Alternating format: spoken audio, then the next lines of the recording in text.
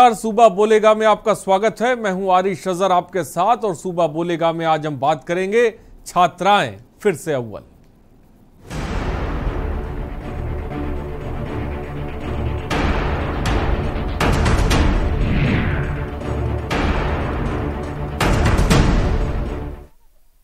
तो जैसा कि आप जानते हैं, सीबीएसई ने 10वीं का रिजल्ट घोषित कर दिया है।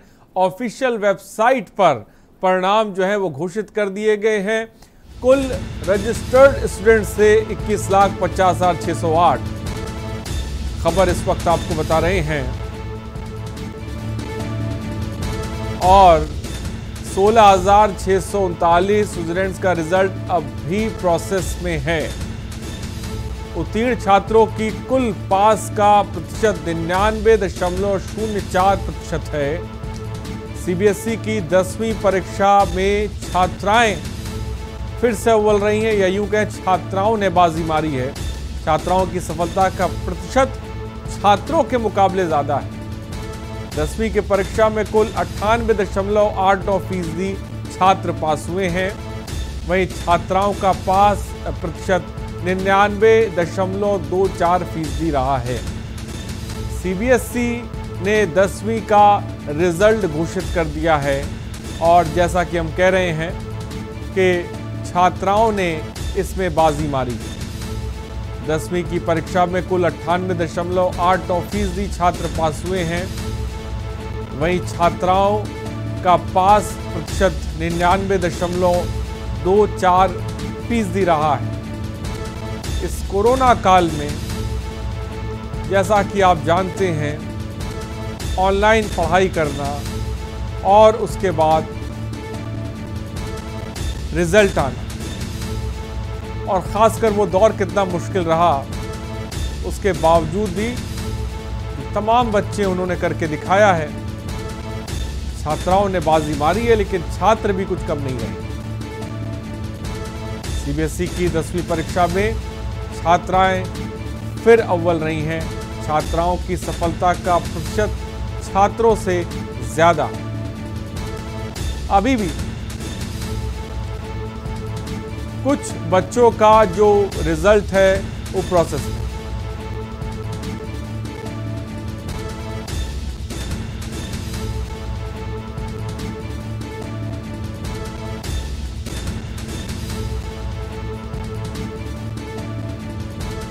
तो वेदांत दुबे और वेदांती सिंह हमारे साथ छात्र भी जुड़ गए हैं, और सबसे पहले आप दोनों को के न्यूज़ की तरफ से बहुत बहुत मुबारकबाद जो 10वीं में आपने सफलता प्राप्त की है।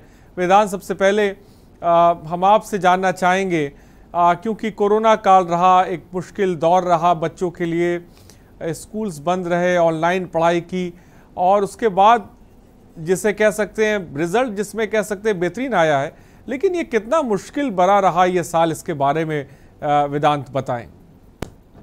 मैं अपनी पूरी लाइफ से एक टॉपर स्टूडेंट रहा हूँ एंड मैं बोर्ड्स के लिए काफ़ी टाइम से प्रिपेयर कर रहा था। एंड कोरोना की वजह से हम लोग की ऑफलाइन क्लासेस रुक गई, बट ऑनलाइन क्लासेस में टीचर्स और स्टूडेंट्स ने अपने फुल एफर्ट्स लगाए कि बच्चों के बोर्ड्स में अच्छे एग्जाम्स रिजल्ट्स आए। एंड हम लोग के अच्छे रिजल्ट्स डेफिनेटली आए, इवन दो हम लोग का जो प्रेशर था इस बार काफ़ी हाई था एंड एक टेंशन थी एंड सब लोग बहुत अनडिसाइडेड थे कि इस बार एक्चुअली में बोर्ड एग्जाम्स होंगे या नहीं। तो साफ तौर पे आपने वेदांत को सुना, वो बहुत खुश हैं, वो बहुत एक्साइटेड हैं। वेदांशी भी हमारे साथ जुड़ गए हैं। वेदांशी, बहुत बहुत स्वागत है के न्यूज़ में आपका, और मेरी तरफ से एक बार फिर से आपको मुबारकबाद। जिस तरह का रिज़ल्ट आया है और जो बात हम कह रहे हैं कि जो लड़कियां हैं उन्होंने एक बार फिर से बाजी मारी है, सबसे पहले इस रिज़ल्ट को लेकर और क्या महसूस कर रही हैं इस वक्त, आप बताएं। सर, मैं काफ़ी सेटिस्फाइड हूँ अपने रिजल्ट से, क्योंकि मेरे जैसे हमने प्री बोर्ड्स दिए थे, उसके बेसिकली उसी पे हमें क्या कहते हैं मार्क्स मिले हैं। टीचर्स ने हमें मार्क्स दिए हैं एंड प्रैक्टिकल्स वगैरह भी हुए थे, तो हमें उसी बेसिस पे मार्क्स दिए हैं। तो I am satisfied with my marks. Vedant ji, अगर मैं जानना चाहूँ कि जैसा कि आपने बताया कि आप जो आपको मार्क्स मिले उनसे आप सेटिस्फाई हैं, लेकिन इस सफलता के पीछे मैं ये जानना चाहूँगा किसका सबसे बड़ा श्रेय है आप देना चाहेंगी? मेरे फुल सपोर्ट सिस्टम तो डेफिनेटली मेरे पेरेंट्स हैं। वो सुबह जल्दी उठ के मेरे साथ मुझको इनकरेज करते थे पढ़ने के लिए, एंड कभी कभी मुझको काफ़ी रात तक भी पढ़ना पड़ता था, तो वो मेरे साथ बैठे रहते थे एंड मुझे काफ़ी इनकरेज किया उन्होंने। एंड और वेदांत, इस बीच कोरोना में हमने देखा कि ऑनलाइन पढ़ाई जो है तमाम बच्चे हाई स्कूल क्या कि उससे ऊपर की क्लासेस की बात करें बच्चे कर रहे थे, जो बहुत मुश्किलात जिसमें पेश आ रही थी। मैं चाहूँगा कि उसके बारे में भी थोड़ा सा बताएं, किस तरह की दिक्कत पेश आ रही थी और उन दिक्कतों को किस तरह से आप लोगों ने, खासकर आपने फेस किया और उसके बाद जो है जिसे कह सकते हैं कि सफलता प्राप्त की है।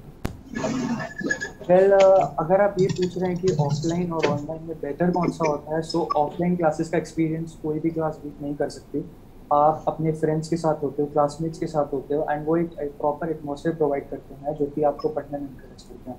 बट जब आप ऑनलाइन क्लासेस पढ़ते हैं देन आपको वह ऐसा एटमॉस्फेयर प्रॉपरली क्रिएट नहीं हो पाता, एंड ऐसी बहुत सारी चीज़ें हैं जो रास्ते में आपके लिए as a border, as a रुकावट आती हैं, जैसे आपका कनेक्शन वगैरह, एंड लाइक आपको इन केस आप camera is not working all.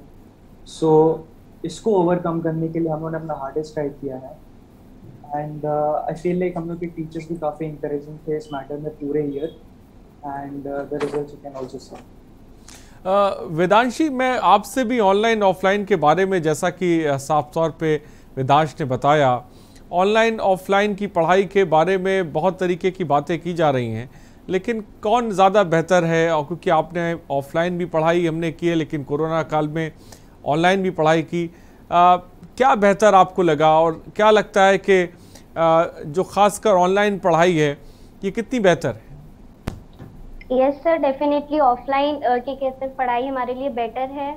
हम फिजिकली जाते हैं स्कूल तो टीचर से इंटरेक्ट कर सकते हैं, हम अपनी क्वेरीज डायरेक्टली पूछ सकते हैं। ऑनलाइन में बहुत प्रॉब्लम्स आती हैं, लाइक आप नेटवर्क इश्यूज हो जाते हैं, कैमरा वर्क नहीं करता, टीचर्स के पास कभी आवाज़ पहुंच रही है कभी नहीं पहुंच रही है, बहुत सारी प्रॉब्लम्स होती हैं, कभी टीचर सीन नहीं कर पा रहा है मैसेज, या बहुत सारी डिफ़िकल्टीज हमने फेस करी हैं।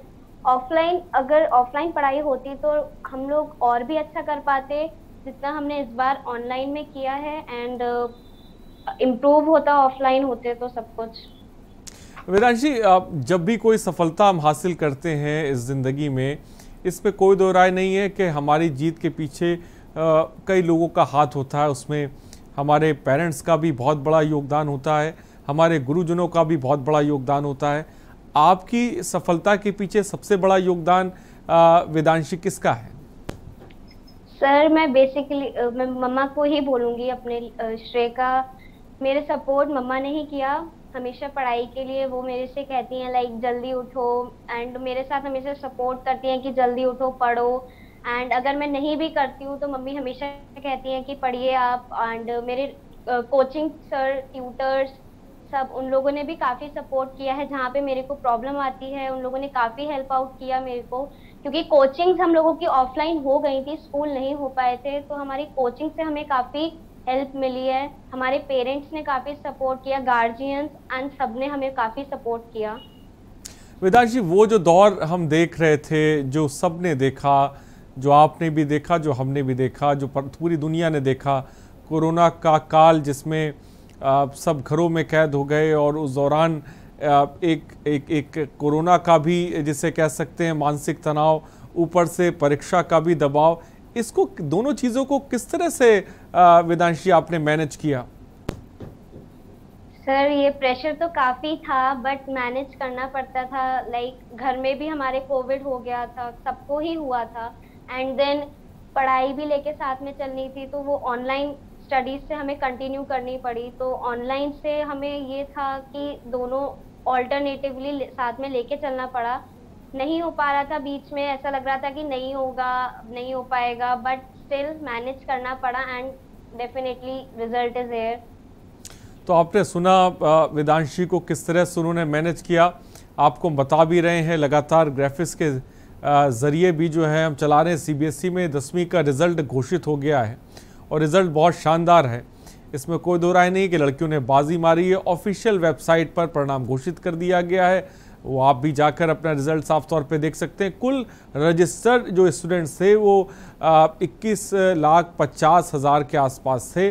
प्राइवेट और पत्राचार के स्टूडेंट्स की बात करें तो वो 36,841 जो बच्चे थे। कुल रेगुलर स्टूडेंट्स की संख्या 21,13,767 बच्चे जो हैं उन्होंने जिसे कह सकते हैं 10वीं में हिस्सा लिया था। और बड़े पैमाने पर जिसे कह सकते हैं वो बच्चों ने जिसे कह सकते हैं बाजी मारी है। और विनय कक्कड़ जी इस वक्त हमारे साथ जुड़ गए हैं, अभिभावक संघ से ताल्लुक़ रखते हैं। विनय साहब, आपका बहुत बहुत स्वागत है सबसे पहले के न्यूज़ पर। और 10वीं का रिज़ल्ट आ गया है, बेहतर रिज़ल्ट है, बच्चियों ने जिसे कह सकते हैं छात्राओं ने बाजी मारी है और लड़कों का भी कोई ऐसा नहीं है कि परफॉर्मेंस ख़राब रहा है, उनका भी परफॉर्मेंस बहुत अच्छा रहा है। क्या कहेंगे सबसे पहले आप? सबसे पहले तो आपको नमस्कार, के न्यूज़ को धन्यवाद मुझे इस बढ़िया प्रोग्राम में जोड़ने के लिए। सभी बच्चों को बहुत सारी शुभकामनाएं और बधाइयां। इतना अच्छा रिजल्ट आया, सभी खुश हैं, हम भी खुश हैं, बच्चे भी खुश हैं। तो विन विन सिचुएशन रही। रिजल्ट को देखते हुए बहुत ही खुशी का माहौल है सब जगह, तो बधाइयां सभी को। लेकिन साथ में ये एक संदेश भी है कि ये मुश्किल काल था, हर कोई डिप्रेशन की तरफ जा रहा था, लोग परेशान थे, बच्चे परेशान थे, हम अभिभावक परेशान थे कि क्या होगा। बिल्कुल अनसर्टेनिटीज थी। इस अनसर्टेनिटी में ये एक पॉजिटिव न्यूज आई है, सभी अच्छे नंबरों से पास हुए हैं। लेकिन अब यहाँ पे हमें अब सेलिब्रेशन मोड से निकल के आगे के बारे में सोचना है। रिजल्ट की चिंता खत्म हुई, मार्क्स की चिंता खत्म हुई, लेकिन इस रिजल्ट को अगर हमें आगे के लिए बच्चों को बेंचमार्क बनाना है तो और ज्यादा मेहनत करनी होगी। जो अच्छे मार्क्स लेके आए हैं बच्चे, इसको बरकरार रखें, इस परफॉर्मेंस को, इस बेंचमार्क को। अब उसको देखते हुए बच्चों को आगे मेहनत करनी होगी और ये हमेशा नहीं होगा, क्योंकि ये सैकड़ों सालों में ये सिचुएशन आई जो कि सबके लिए मुश्किल थी, टीचर्स के लिए भी मुश्किल थी, बच्चों के लिए भी मुश्किल थी। तो अच्छा रिजल्ट आया है, इसको पॉजिटिवली लें, लेकिन इसको फाइनल डेस्टिनेशन ना समझें। और ये आगे आने वाले बच्चों के लिए भी कहीं ना कहीं चैलेंज होगा, क्योंकि वो अब 2021 के रिजल्ट को देखेंगे और अगले साल वाले बच्चे सोचेंगे कि उनका क्या होगा। तो इसको एज अ बेंचमार्क ना देखते हुए इस लेवल को अपना बेंचमार्क बनाने के लिए जो बच्चे पास हुए वो भी, और जो 12th में आए हैं उन दोनों को और ज्यादा मेहनत करनी होगी। मेरा तो यही संदेश है, और ज्यादा मेहनत करनी होगी। विनय साहब ये बात कह रहे हैं। विनय साहब, हमारे साथ वेदांत भी जुड़े हैं, वेदांशी भी जुड़ी हुई, जिन्होंने हाई स्कूल की जो परीक्षा है वो अच्छे मार्क्स से उत्तीर्ण की है। लेकिन अगर विनय जी मैं आपसे समझना चाहूँ, जिस एक मुश्किल वक्त था कोरोना काल, जिसमें एक मेंटली दबाव, मेंटली प्रेशर बच्चों पे था, अभिभावकों पे था, दूसरी तरफ परीक्षा सर पे लगी हुई थी, इन दोनों चीज़ों को मैनेज करना आपने अभिभावक के तौर पे भी देखा होगा, ये कितना मुश्किल रहा और कैसे जो परिवार है उन लोगों ने इन चीज़ों से इनको मैनेज किया या इनसे लड़ाई लड़ी, इसके बारे में चाहूँगा थोड़ा सा बताएं। जी, सबके लिए मुश्किल था, अभिभावकों के लिए मुश्किल था, क्योंकि जो बच्चे अभी तक स्कूल चले जाते थे वो घर पे बैठ के पढ़ रहे थे, तो हमें भी कहीं ना कहीं उनके साथ पढ़ाई करनी पड़ रही थी। विनय जी, मैं आपको रोकना चाहूँगा। फिलहाल जैसा कि आपने सुना, हमारे साथ छात्र भी जुड़े हुए हैं, वो साफ तौर पे बता रहे हैं कि किस तरह से उन्होंने ज़बरदस्त तरीके से मेहनत करी। हर सफलता, और ख़ासकर अगर हम 10वीं और 12वीं की बात करें, ये दो ज़िंदगी के ऐसे पड़ाव होते हैं, ये दो ऐसी परीक्षाएं होती हैं जिनके बाद दुनिया का रास्ता खुलता है, और इसलिए इन परीक्षाओं में सबसे ज़्यादा दबाव भी होता है। रुकते हैं एक छोटे से ब्रेक के लिए, जल्द हाजिर होंगे। आप देख रहे हैं के न्यूज़, खबरों का सारथी। अगर कोरोना महामारी के चलते आपके या आपके किसी जान पहचान के परिवार में कोरोना से मृत्यु हुई है तो आप हिम्मत न हारें। दिल्ली सरकार आपके साथ खड़ी है। कोविड से अपनों को खोने वाले परिवारों के लिए दिल्ली सरकार ने मुख्यमंत्री कोविड-19 परिवार आर्थिक सहायता योजना शुरू की है। इससे आप दो तरह से सहायता प्राप्त कर सकते हैं। मासिक आर्थिक सहायता कोविड से जिन्होंने अपने परिवारों में कमाने वालों को खोया है, उन्हें हर महीने 2500 रुपए की आर्थिक सहायता दी जाएगी। एक मुश्त सहायता। कोविड में अगर आपके परिवार में किसी की भी मृत्यु हुई है तो आप 50,000 रुपए की एक मुश्त अनुग्रह सहायता राशि पा सकते हैं। विस्तृत जानकारी और आवेदन के लिए आप edistrict.delhigovernment.nic.in पर लॉगिन करें। दिल्ली सरकार है आपके साथ। खुदी को आजमाया है तो ये अंदाज आया है, खुदी को आजमाया है तो ये अंदाज आया है। तुम में भी मैं हूं, शुद्ध प्लस पान मसाला। कोविड संक्रमण के बीच आर्थिक संकट से जूझ रहे पर्यटन उद्योग और चारधाम यात्रा से जुड़े कारोबारियों के लिए मुख्यमंत्री श्री पुष्कर सिंह धामी ने लगभग 200 करोड़ रुपए के आर्थिक पैकेज की घोषणा की है, जिसका लाभ लगभग 1,64,000 लोगों को मिलेगा। इसका एक ऐसा सिस्टम बनाएंगे कि ये जो धनराशि है वो जो लाभार्थी हैं उनके सीधे खाते में पहुंचेगी, उसमें उनको कहीं भटकना नहीं पड़ेगा, कहीं वो नहीं होगा। उसमें हम सिंगल विंडो सिस्टम के आधार पर काम करेंगे। पर्यटन से जुड़े 50,000 पंजीकृत व्यक्तियों को 2,000 रुपए की दर से 6 महीने तक आर्थिक सहायता दी जाएगी। पंजीकृत टूर ऑपरेटरों और एडवेंचर टूर ऑपरेटरों, रिवर गाइड्स और नैनीताल और टिहरी झील के बोट संचालकों को 10,000 रुपए की दर से आर्थिक सहायता उपलब्ध कराई जाएगी। इन क्षेत्रों में व्यावसायिक गतिविधियों के लाइसेंस शुल्क में भी छूट दी जाएगी। सार्वजनिक सेवायानों के 1 लाख से अधिक कार्मिकों और सांस्कृतिक दलों को भी आर्थिक सहायता दी जाएगी। वीरचंद्र सिंह गढ़वाली एवं दीनदयाल उपाध्याय होम स्टे योजना के तहत ऋण पर 6 माह के लिए ब्याज प्रतिपूर्ति सहायता प्रदान की जाएगी। कोरोना महामारी से हुए नुकसान से पर्यटन उद्योग को उबारने के लिए उत्तराखंड सरकार निरंतर कार्यरत है। सबका साथ, सबका विकास, सबका विश्वास। आप देख रहे हैं के न्यूज, खबरों का सारथी। और ब्रेक के बाद आपका स्वागत है सुबह बोलेगा में। सीधे आपको श्रावस्ती लेके चलते, जहां पर मुख्यमंत्री योगी आदित्यनाथ संबोधित कर रहे हैं। हर गरीब को विगत वर्ष भी अप्रैल से लेकर नवंबर तक और इस वर्ष भी मई से लेकर के नवंबर तक प्रधानमंत्री गरीब कल्याण योजना के माध्यम से मुफ्त में खाद्यान्न उपलब्ध कराने का कार्य किया गया था। 5 अगस्त को इस बार एक विशेष इवेंट इसको बनाया जा रहा है।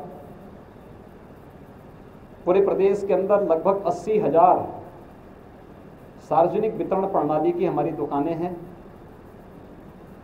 इन दुकानों को तकनीक से आच्छादित किया गया है। ई-पॉस मशीन लगाई गई है, आधार ऑथेंटिकेशन की कार्रवाई संपन्न हो चुकी है। कहीं भी किसी भी प्रकार की गड़बड़ी की गुंजाइश न रहे, इस पर सरकार ने पूरा ध्यान दिया है। लेकिन प्रत्येक गरीब को इन योजनाओं की जानकारी मिल सके, इसके बारे में हम लोगों ने एक व्यवस्था प्रारंभ की है कि इन सभी 80,000 शॉप्स में उस दिन प्रधानमंत्री गरीब कल्याण अन्न योजना को एक इवेंट के रूप में प्रस्तुत करते हुए एक बड़े आयोजन के रूप में इस कार्यक्रम को संपन्न कर सकें, इसके लिए एक विशेष अभियान चलाया जा रहा है। प्रत्येक लाभार्थी के लिए शासन ने भी और जनप्रतिनिधियों ने भी बैग्स, अच्छे टिकाऊ बैग, जिनमें वह प्रधानमंत्री गरीब कल्याण अन्न योजना का राशन खाद्यान्न ले जा सके, इसकी व्यवस्था की गई है। और अकेले देवीपाटन कमिश्नरी में 3,993 फेयर प्राइस शॉप्स हैं। इन सभी 3,993 फेयर प्राइस शॉप में हर एक के लिए नोडल अधिकारी तैनात किए गए हैं। हर एक जगह एक इवेंट होना है। उस दिन आने वाले हर लाभार्थी को एक एक बैग भी उपलब्ध करवाया जाना है। इसके लिए विशेष तैयारी की गई है, प्रदेश के अंदर विशेष तैयारी की गई है। और इसमें सौभाग्य की बात है कि आदरणीय प्रधानमंत्री जी का मार्गदर्शन एक साथ प्रदेश के अंदर 80 लाख से 1 करोड़ लाभार्थियों को प्राप्त होगा। एक बड़ा इवेंट होगा और इस बड़े इवेंट की दृष्टि से भी यहाँ पर पूरी तैयारी की जा चुकी है। जनप्रतिनिधियों की वहाँ पर उपस्थिति रहेगी, अलग अलग स्थानों पर उपस्थिति रहेगी। ये बड़े आयोजन यहाँ पर संपन्न हो रहे हैं। आज इसी की समीक्षा के लिए मैं स्वयं इस कमिश्नरी के दौरे पर आया था। मुझे प्रसन्नता है कि यहाँ पर सभी लोग मिलकर के शासन की योजनाओं को तीव्रता के साथ आगे बढ़ाने और शासन की योजनाओं का लाभ गांव गरीब किसान को उपलब्ध कराने में अपना योगदान दे रहे हैं। कानून व्यवस्था की स्थिति और सुरक्षा की स्थिति यहाँ पर काफ़ी बेहतर हुई है। पूर्ववर्ती सरकारों की तुलना में अगर हम विगत 4 वर्षों के दौरान देखें तो इसने प्रदेश की कानून व्यवस्था ने देश के सामने, दुनिया के सामने एक नज़ीर प्रस्तुत की है। यह दबाव और यह निरंतर प्रयास हमारा है कि प्रशासन को भी, पुलिस को भी आम जन के प्रति संवेदनशील होना होगा।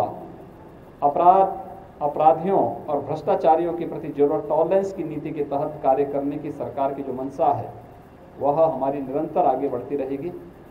बहुत बहुत धन्यवाद।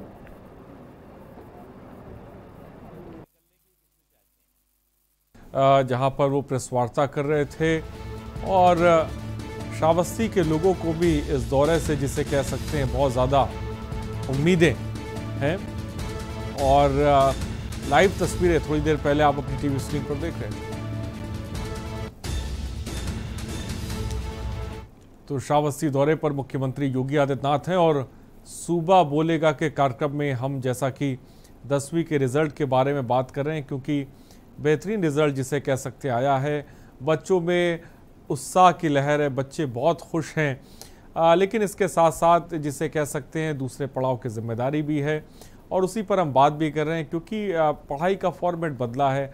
ऑनलाइन पढ़ाई के बाद अब स्कूल खुल रहे हैं, अब ऑफलाइन चीज़ें शुरू होंगी, लेकिन उसमें भी हमें काफ़ी एहतियात बरतना है, क्योंकि तीसरी लहर की तरफ जो तमाम साइंसदान हैं, तमाम वैज्ञानिक हैं, वो आगाह कर रहे हैं।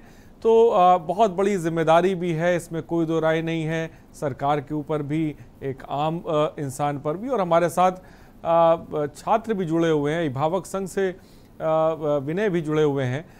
सबसे पहले सीधे विनय जी के पास चलते। विनय जी, मैं चाहूँगा कि अपनी बात को आप पूरा करें। जो ऑनलाइन और ऑफलाइन की मैंने सवाल आपसे किया था कि एक मुश्किल दौर में जहाँ पर पेरेंट्स तनाव में थे, बच्चे तनाव में थे, परीक्षा का तनाव था, लेकिन उसके बावजूद भी मेहनत करके सफलता प्राप्त करना ये आसान नहीं होता है। ये कितना मुश्किल वक्त रहा और इससे कैसे बच्चे पार पाए, अभिभावक पार पाए, इसके बारे में थोड़ा सा बताएं।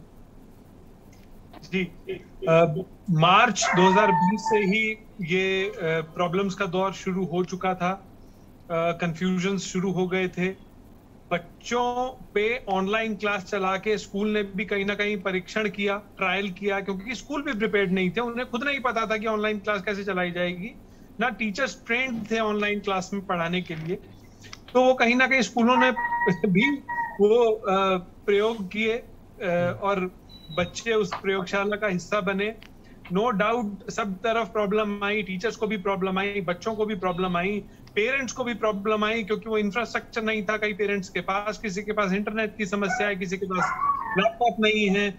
किसी तरीके से अभिभावकों ने पूरी तरह से उसको सपोर्ट किया, टीचर्स ने भी अपनी जिम्मेदारी निभाई और बच्चों ने मेहनत की। और मैं यही कह रहा था कि रिजल्ट का जो भी पैमाना रहा, बच्चों ने अच्छे नंबर लिए, उसके लिए शिक्षक भी बधाई के पात्र हैं, बच्चे भी बधाई के पात्र हैं और वो सभी पेरेंट्स भी बधाई के पात्र हैं जिन्होंने सपोर्ट किया अपने बच्चों को।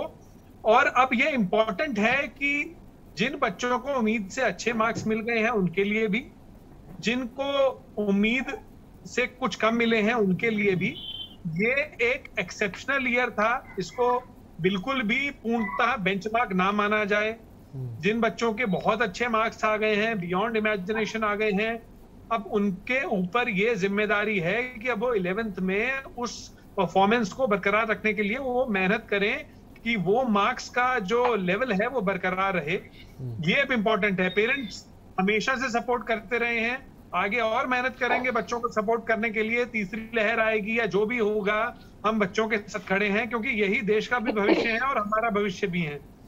तो हम पेरेंट्स तो हर हाल में बच्चों के साथ खड़े हैं, पर अब रिजल्ट से आगे बढ़ के आगे निकलने और उसको आगे कैसे प्रिपेयर करना है अपने आप को, अब वहां की बात करें, क्योंकि अब celebrations are on, but celebration में अटक के अब हम आगे को लाइटली ना लें। ये मेरा इंपॉर्टेंट मैसेज है बच्चों के लिए, क्योंकि ना तो अभी कोविड खत्म हुआ है, ना परेशानी की घड़ियां खत्म हुई हैं।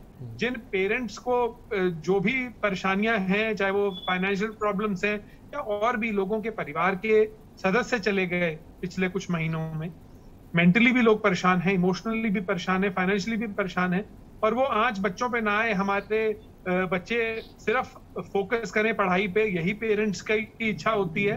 तो अब हमारा भी सभी बच्चों को यही मैसेज है कि बहुत मेहनत करें, ताकि अगली क्लास चाहे ऑफलाइन हो, चाहे ऑनलाइन हो, चाहे पेपर्स, चाहे एग्जाम स्कूल में हो, चाहे फिर से ऑनलाइन हो, लेकिन ये हर एक पैमाने पे अव्वल आए। इन बच्चों को अब इस दिशा में आगे बढ़ना है और मेहनत करनी है और अच्छा करके दिखाना है। बहुत अच्छी बात विनय जी आपने कही कि बच्चों को कड़ी मेहनत करनी है। जो परफॉर्मेंस जिसे कह सकते हैं कि बच्चों ने दिखाई है, उस परफॉर्मेंस को बरकरार रखना है, क्योंकि कोरोना कहीं जा नहीं रहा है। चीज़ें ऑनलाइन भी हो सकती हैं, ऑफलाइन भी हो सकती है। दोनों ही पद्धति के लिए हमको तैयार रहना है, खासकर मानसिक तौर पर। और पहला पड़ाव जैसा कि हमने कहा कि पार कर लिया है, उसके बाद दूसरा पड़ाव पार करना है, 12th की बात है। उसके बाद आपके लिए जिसे कह सकते हैं आगे के रास्ते बिल्कुल खुल जाते हैं। फिलहाल वक्त की थोड़ी सी कमी है। बहुत बहुत शुक्रिया विनय जी हमसे जुड़ने के लिए। वेदांशी आपका बहुत बहुत शुक्रिया, वेदांत आपका बहुत बहुत शुक्रिया, और आप दोनों को भविष्य के लिए बहुत बहुत शुभकामनाएं। फिलहाल सुबह बोलेगा के कार्यक्रम में इतना ही। बने रहिए हमारे साथ। नमस्कार।